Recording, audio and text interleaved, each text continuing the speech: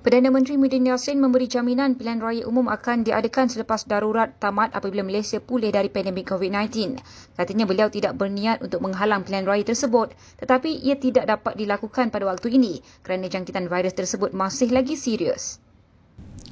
Sepanjang tempoh darurat berkuat kuasa, pilihan raya umum, pilihan raya negeri dan pilihan raya kecil tidak akan diadakan. Dalam keadaan biasa, pilihan raya kecil mesti diadakan dalam tempoh 60 hari selepas kerusi disiharkan kosong. Pilihan raya negeri juga mesti diadakan dalam tempoh 60 hari selepas Dewan Undangan Negeri dibubarkan. Sedangkan kita tahu, rakyat pada masa ini tidak mahu pilihan raya diadakan untuk mengelakkan wabak COVID-19 merebak seperti yang berlaku selepas pilihan raya negeri Sabah baru-baru ini. Dan untuk menjamin pelaksanaan tempoh darurat dibuat secara adil dan telus, sebuah jawatan kuasa khas bebas akan ditubuhkan di bawah suatu ordinan untuk menasihati Seri Paduka Baginda sama ada darurat besar ini masih berlaku dalam persekutuan bagi meneruskan tempoh kuatkuasa proklamasi darurat atau menamatkan proklamasi lebih awal daripada tarikh yang ditetapkan. Saudara dan saudari yang saya kasihi sekalian, mutakhir ini terdapat pihak-pihak yang mendesak supaya pilihan raya diadakan. Saya tidak berniat untuk tidak mengadakan pilihan raya. Perkara utama yang menghalang saya daripada menasihati ke bawah duli Yang Maha Mulia Seri Paduka Baginda Yang di-Pertuan Agong agar membubarkan parlimen untuk membolehkan pilihan raya diadakan ialah pandemik COVID-19.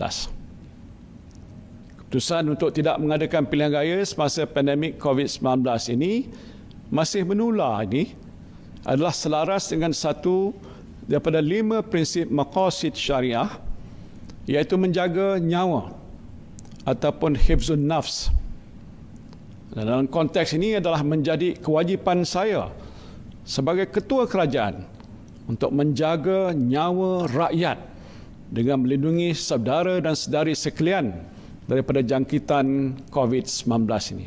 Ini adalah kemaslahatan yang paling utama yang dituntut oleh agama Islam.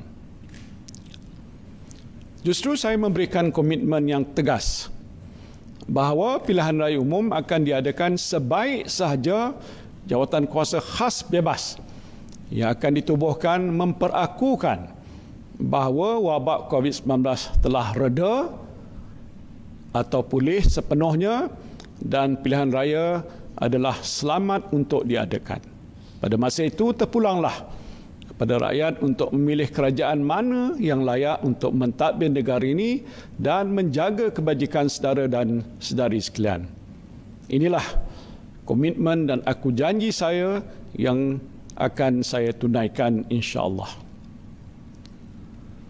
Bagi saya dalam keadaan negara dan rakyat yang sedang menghadapi satu mudarat besar ini, adalah amat penting semua ahli politik mengenepikan perbezaan masing-masing dan bersolidariti bersama rakyat.